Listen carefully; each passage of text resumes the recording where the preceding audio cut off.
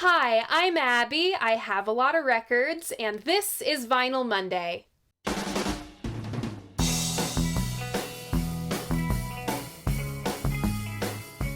So welcome back, or welcome if this is your first time here. Vinyl Monday is the series where once a week I sit down and just talk about a classic album I love. If 20-minute episodes aren't your thing, don't worry. I also do Vinyl Monday in 60 seconds, both here on my channel and over on my Instagram. I'm not gonna waste much more time getting into this week's episode, but I just wanted to thank you all for the birthday wishes in the comments of last week's video, in last week's 60-second version, on my community tab, all over the place, everywhere, everything. Thank you so much. Let's round out this year's Gemini season with a pick from the archetypal Gemini man himself. This week's album is Blood on the Tracks by Bob Dylan. Congrats to those who guessed this one. Remember, if you want to play along, all you gotta do is check out my community tab. That's where I post my hints to what album I'm gonna cover next, plus polls. We just ran a poll for what album I'm gonna cover next week, and just other fun stuff. So my copy is an original, both of them originals, from the same pressing plant and everything. Two perfect duplicates. Don't know how they both fell into my lap like this. Serendipitous. Word of the year, serendipitous. Let's talk about this cover art. The front cover was originally a photograph taken by Paul Till. Paul was a 20-year-old Dylan superfan at the time. He took this photo during a Dylan show with the band in Toronto. The photo was blown up this big to just be Dylan's profile. It looks a little wonky because the negatives were accidentally double exposed, plus when you blow it up this much, it gets grainy as hell. Paul sent two of his prints to Dylan's office in New York City as kind of a Hail Mary attempt for them to be used for something. The staff liked them, Dylan saw them and liked them, and he picked one to be on the cover of his record. I always thought Dylan painted this. He got really into painting in the 70s. See the cover of Self-Portrait. On the back cover, designed by Ron Coro, we have an illustration by David Oppenheim and liner notes by Pete Hamill. Dylan asked him personally to write them up and loved how they came out. On Blood on the Tracks, we of course have Bob Dylan on vocals, guitar, harmonica, and as the principal songwriter. There are a whole host of musicians playing on this thing. We will get into that story. Among these session musicians were Eric Weisberg and his Deliverance Band. Bob is credited as sole producer here, but his brother David Zimmerman did production work too. This was engineered by Phil Ramone, Glenn Berger, and Paul Martinson. Let me fix my scarf so we can roll transition. In 1974, after releasing Planet Waves with Asylum Records, Dylan returns to Columbia. He goes on tour with the band, his first real tour since the motorcycle crash in '66, and he had hated what touring had become. I'm gonna read this excerpt from the liner notes of the Biograph box set. I think this is very telling of Dylan's state at the time. I assume he said this because the Biograph box set is really bad at letting you know when quotes are Dylan's and when they're not. I'm just gonna read it. Rock and roll had become a highly extravagant enterprise, he said, with t-shirts, concert booklets, lighting shows, costume changes, glitter, and glamour. It was a big show, a big circus. The greatest praise we ever got on that tour was incredible energy, man. It made me want to puke. He vowed his next tour would be nothing like the pomp and circumstance that rock and roll had become. Keep this in mind for later. Planet Waves, this did not go to plan, and Bobby is big beefing with David Geffen. The way Bob saw it, David just wanted to be a celebrity by association of the people on his label, which, Not a good look. Judging by this, I think Dylan and Carly Simon would have something to bond over with that feeling. Upon Dylan's departure from Asylum, Geffen makes a statement to Rolling Stone. He has made a decision to bet on his past. I was more interested in his future. Dylan talked it out with Columbia execs John Hammond, that's the guy who signed him to Columbia in the first place, and Irwin Siegelstein. This was a very hasty deal, it seems. As the story goes, Hammond's dentist appointment was interrupted by a call from Siegelstein's secretary basically saying, hey, Bob Dylan's in the building. If you're not on laughing gas, get your ass here right now. Bob wrote a lot through the summer of '74 to cope with some stuff. The central motif of these songs are his personal life, which is in fucking shambles. His marriage to wife number one, the sad-eyed lady herself, Sarah Dillon, is in serious peril. Sarah Dillon was just as mysterious as she was beautiful. She's one of the most reclusive, least photographed muses in all of rock and roll history. She was always very shy and hated public life. She was wary of living in the fast lane. I mean, she saw what it did to her husband. It almost killed him in their first year of marriage. It's of my belief that Bobby retreated to the country in '67 in part as a grand gesture to her. You know, look at me changing my whole lifestyle for you. This is how much I love you. I'm willing to give up everything. But old habits die hard. Bobby went on that tour with the band in '74 and went right back to his old ways of excessive drug and alcohol abuse. The stress of renovating their California home only made things worse, or maybe it was the marriage that made the renovations worse. As the story goes, every time Bobby and Sarah got into a fight, they'd tear out their fireplace and have it done over. They went through a lot of fireplaces. So Dylan thought, I wonder how I'm gonna go about fixing my marital problems with the mother of my children. I think I'll have an affair with a Columbia Records exec. Wait, is that why he...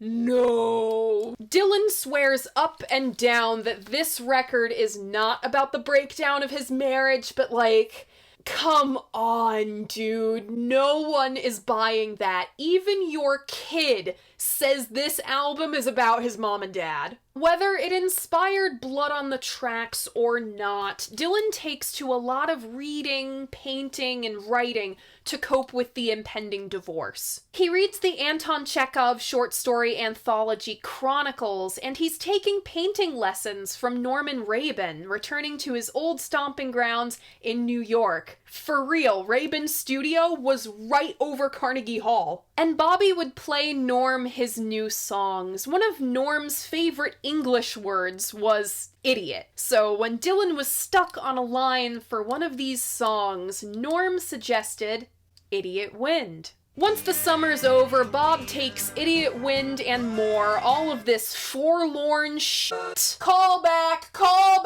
out to A&R in New York City. Of the 17 songs he brought in, 10 made the cut for what would become Blood on the Tracks. He recorded the album in full across September 16th, 17th, and 19th. Don't know what happened to the 18th, maybe he slept in that day. It wasn't much of a jovial affair, though. Dylan was visibly going through it. On the first day of recording, he just kinda sulked in the corner while everyone else set up. He was working fast, working dynamic, changing things up as he went along in typical Dylan fashion, but the Deliverance Band wasn't used to it like the band was. It's easy to chalk up Dylan's difficulty during the Blood on the Tracks era as, like, diva behavior, but you have to remember, this is deeply personal stuff for him. He was writing about the deepest wound in his life right now. He'd been working on this stuff for months, and I think he wanted it out ASAP just so he wouldn't have to leave his hand on that hot stove for much longer. Plus, Columbia was finally back on good terms with Dylan. They wanted the product of that out there and selling. Bobby was also being grumpy because despite his best efforts, the New York sessions were continually interrupted by outside forces. One of those forces being none other than Mick Jagger. He stumbled into the recording of Meet Me in the Morning, drunk as fuck and begging to play the tambourine. Dylan was having none of it. If I had a nickel for every time I talked about a Rolling Stone stumbling drunk into the recording of a non-Rolling Stones album that I've covered on a Vinyl Monday, I'd have 2 nickels. Which isn't a lot, but it's weird that it's happened twice. After an overdub or 2 in the last week of September, Dylan starts previewing Blood on the Tracks to his colleagues in the industry. Some members of this test audience were CSN. Nash loved it because he loves everything and everyone. Stills wasn't so sure. Quite a few people weren't sure. Lester Bangs was not on board with this iteration of Blood on the Tracks. He called it something like a sellout to the memory of his 60s work. The only one who was able to change Dylan's mind was his brother David, and I totally get it. Colleagues are one thing, critics are another thing entirely, but your family's gonna be straight up with you. He says something like, "Okay, Bobby, it's clear you are one talented motherfucker. You always have been. You're my brother. You're my favorite person in the world. So I'm gonna give it to you straight. They're all right about this thing. It is way too sparse." Upon hearing this, Bob panics. He calls up Columbia Records like, "Guys, I know we're scheduled to release next week, but we have to delay. I'm re-recording half the album." He scrapped Tangled Up in Blue, Big Girl, If You See Her, and both the long songs, Idiot Wind and Lily Rosemary. In what I can only imagine was a hectic whirlwind chaos session, the Blood on the Tracks re-recordings took place over 2 days at Sound 80 Studio in Minneapolis. David slammed together a backing band of local session musicians for his bro. I imagine this went down pretty much how Elliot Mazer slamming together the Stray Gators for Neil Young went, which is to say, Panic. 1 day was devoted to mixing all the electric tracks, and 1 day for acoustic. This means that when it's all said and done, everything captured for what we heard on Blood on the Tracks, this iteration, was recorded over just 7 days. 5 to record and 2 to mix. The track listing of Blood on the Tracks goes as follows. Opening up side 1, we have Tangled Up in Blue, followed by Simple Twist of Fate. Then, You're a Big Girl Now. Next, Idiot Wind. And side 1 closes with You're Gonna Make Me Lonesome When You Go. Side 2 opens with Meet Me in the Morning, followed by Lily Rosemary and the Jack of Hearts. Next, If You See Her, Say Hello. Then Shelter from the Storm, and the album closes with Buckets of Rain. Through the last-minute delay at the end of December, Blood on the Tracks had become one of the most hyped releases of all of 1975, matched only in hype factor by Zeppelin's Physical Graffiti, which I believe was also delayed from 1974. Now, something I just noticed while filming the 60-second version of this episode is that these original jackets, they still have all the 74 dates on them. Blood on the Tracks was released in January of 1975, just 3 weeks after production concludes. That is a ridiculous turnaround time for a pressing plant to get an album out, but hey, this is Bob Dylan, man. He's a big deal. We pull out all the stops for him. The promo single was Tangled Up in Blue. Nowadays, it seems wild that a 5+ minute long song could be shipped out as a single. Maybe just as monumental as the album and its single was the tour he went on to support it. The Rolling Thunder Revue. The star-studded lineup included Roger McGuinn of the Byrds, Mick Ronson fresh off Ziggy Stardust, Ramblin' Jack Elliott, Joni Mitchell was there, Dylan's old flame Joan Baez. Diamonds and Rust has entered the chat, with some unknowns like fiddle player Scarlett Rivera, who I would love to have access to her birth chart. It's just, I need to know. Blood on the Tracks material was on heavy rotation on the Rolling Thunder set lists. The only time Lily Rosemary was ever played live was on this tour. It was in SLC, and the song was so long and so unplayed that Dylan had to write the words on his sleeve in case he forgot. Old material was reworked too, of course, my personal favorites being the Rolling Thunder arrangements of Just Like a Woman and It Ain't Me, Babe. It ain't me you're looking for, babe. If it weren't for the review, and for Scarlett Rivera specifically, we might not have had the Blood on the Tracks follow-up, Desire. As much as Bobby has claimed that Blood on the Tracks is not about Sarah, okay, dude. The closing track of Desire is a dead giveaway. What do we see in the liner notes of Blood on the Tracks? That's right, a pyramid with a sphinx. I haven't seen anybody else point this out. Why has no one else pointed this out? This is one of the best records Dylan has ever made. Justice for Desire. But before Desire came the official release of the Basement Tapes. Well, sort of. An iteration of the Basement Tapes. That's a story for a past Vinyl Monday, in which I was also wearing this hat. I promise I will wear a different hat for Desire. And hey, remember when I said half of Blood on the Tracks was re-recorded? Well, the OG take of You're a Big Girl Now appears on the Biograph box set. I love when box sets and compilations do this, actually. The History of Eric Clapton box set that I have somewhere in that cabinet behind you that you can't see has an OG take of... what was it? Tell the Truth! That's what it is! The OG take of Tell the Truth, produced by Phil Spector, was originally for All Things Must Pass. Yeah, that's on the History of Eric Clapton compilation. In time, Blood on the Tracks has been accepted into the canon of great breakup albums, along with Blue, along with Souvlaki by Slowdive, and Rumors by Fleetwood Mac, I guess. And in the moment, it was celebrated as a return to formula after years of what felt like aimless noodling. So, what do I think of Blood on the Tracks?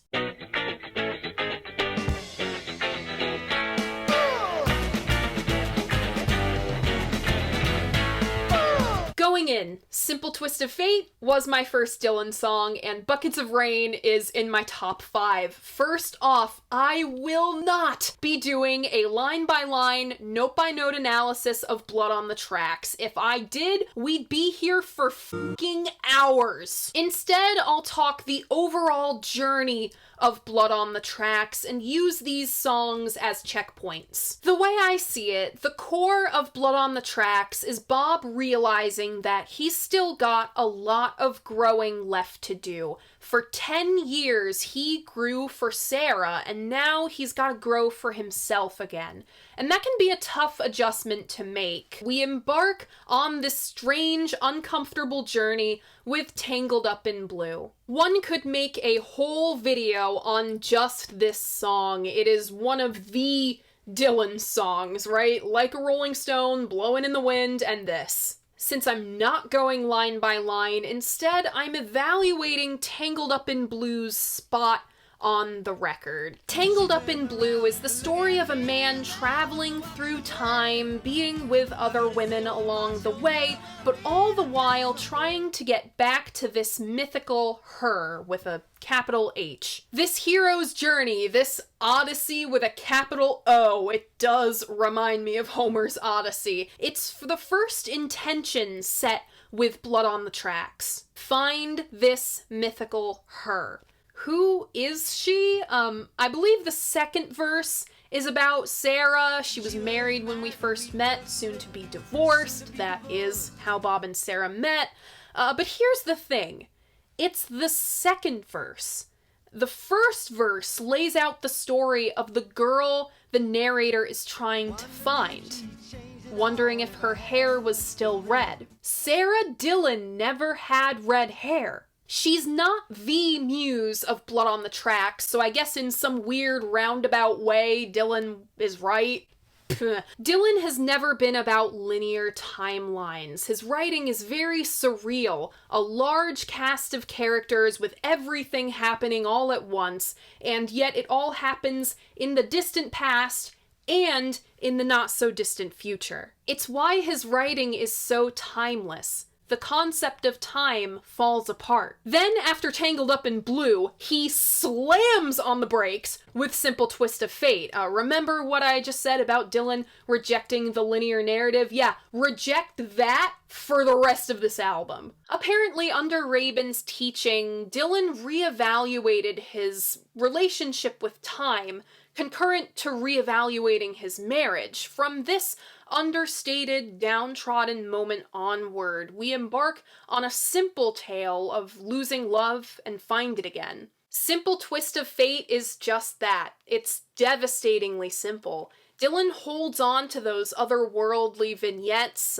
distant saxophones wafting through what feels like an uncomfortably quiet city, walking around with a parrot that talks, like who does that? This song is so stark for how simple it is. A guitar and bass wafting through an uncomfortably quiet room. If the whole record sounded like this, yeah, David Zimmerman would have been right. This would have been way too vacuous. Great call to re-record half this thing. I will say this is the best moment for bass on this album. You don't hum it to yourself as you're doing things, it's not like that, but it does complement that simple guitar strum. What amazes me about Blood on the Tracks is that Bob was 32, 33 when he wrote this. This is just 9 years after Blonde on Blonde, the first high point of his career, if you ask me. And he already sounds like an old man here. The strained moans on You're a Big Girl Now prove just as much. Stress, trauma, and hurt, they all age you, and there's few things more stressful than divorce. There's a recurring theme established back in Simple Twist of Fate of one person moving on while the other hasn't. One of my favorite lines on the whole record is in this song. I know where I can find you, in someone else's room. It's a price I have to pay. You're a big girl all the way. As a woman, it's interesting hearing something like You're a Big Girl Now because, like, as much as I feel I have men figured out, there are some things about a man's perspective that I just can't see. As for the instrumentation of You're a Big Girl Now, it's romantic and very lush. A good chunk of Blood on the Tracks follows this trend. There's halfway to classical guitar, almost harp-like at times. Dylan's playing is wispy here. The piano is pretty reserved. The pared back hi-hat and cymbal-focused drumming. And then Idiot Wind. My foot is falling asleep. I must get up. Oh my god, this sucks. Someone's got it in for me. They're planning stories in the press. This is maybe the meanest song that Bobby ever wrote, with such cutting remarks as, "You're an idiot, babe. It's a wonder that you still know how to breathe." Damn! Idiot Wind is so deeply complex. It starts out with this paranoia, and from there the pendulum just kind of swings back and forth from scorn to self-pity, self-hatred, pure misery to vindication. This is a song you are gonna want to have a lyric sheet out for. The most gruesome imagery on the album is in this song. One day you'll be in the ditch, flies buzzing around your eyes, blood on the saddle. idiot wind blowing through the flowers on your tomb. First of all, that's a callback to the song before this, You're a Big Girl Now, with what's the sense in changing horses in midstream? Clearly the narrator does not want changing horses to work out. This is the most extreme feeling on the album. The most extreme human emotion one can feel: rage. To put this verse in a real world setting, right? If you've seen the movie A Marriage Story, what I just read you, that's Adam Driver's "every day I wake up and I wish you were dead" freak out. Like, even when you're divorcing, you are still stuck with each other forever, especially if there are kids involved. And if you're struggling to move on, that fact can be a real bitch to come to terms with. This song also holds a very important piece of Blood on the Tracks' narrative: where Dylan wants to be. Does he get there during this record's 51-minute runtime? Jury's out on that one. But he sets a second intention in Idiot Wind. I've been double-crossed for the very last time, and now I'm finally free.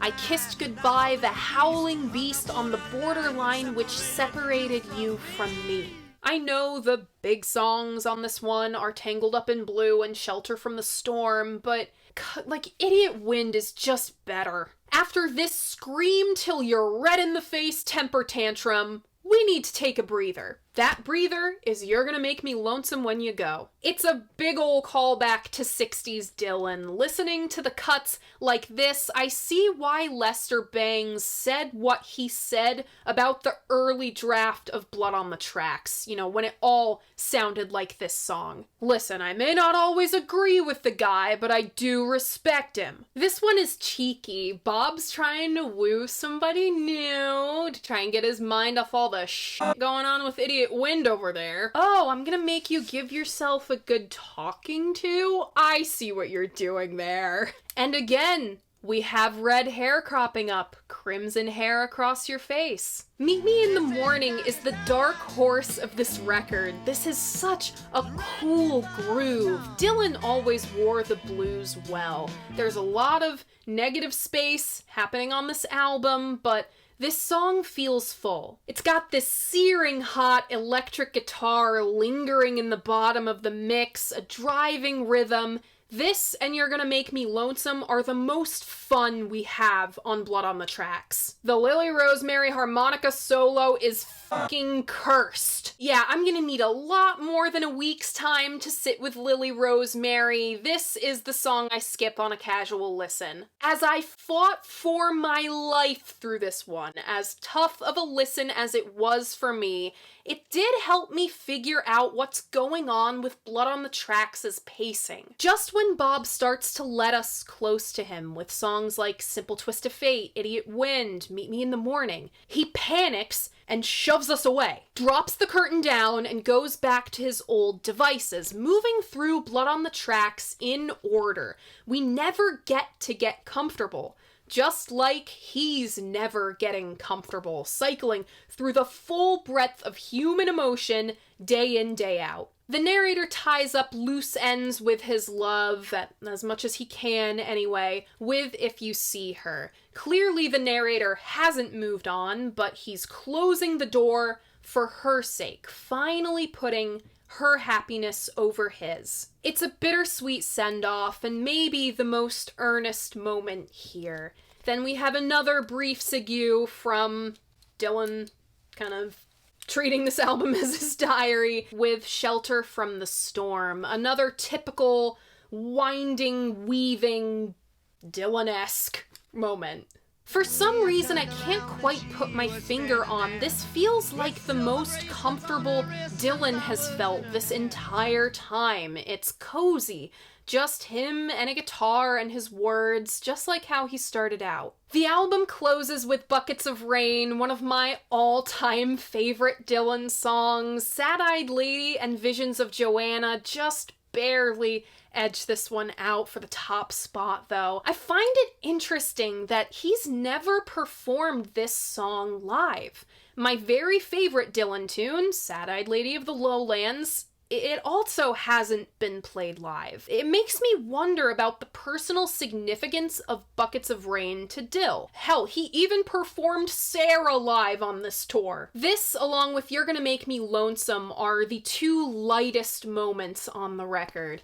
You're Gonna Make Me Lonesome is the sweeter and cheekier of the two, while Buckets of Rain is tinged with a similar sand slipping through your fingers melancholy of Simple Twist of Fate. And again, it links back to the red hair. Little red wagon, little red bike. He sees other red things on his travels and thinks of her. And the album ends with a plea. I do it for you, honey baby, can't you tell?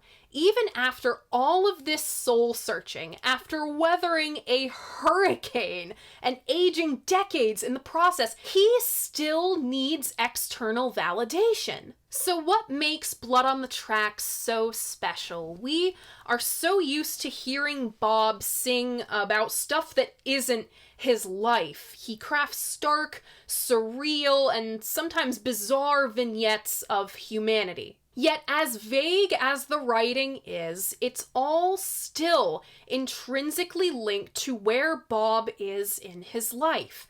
Self-titled. If I can find it, here you go. He's a small town boy going to the big city singing all his favorite songs, and he wants to be Woody Guthrie when he grows up. Then the little boy sees that the world is a lot bigger now, and it's not always fair. With Blonde on Blonde, he's the big city boy now. His life is moving faster and faster and faster until, bam, he meets a great love of his life, and he trades it all in for a quiet life in the country. It's a noble sacrifice to make, and the boy is all grown up and taking on a new role in life. Father. With Blood on the Tracks, he's in limbo.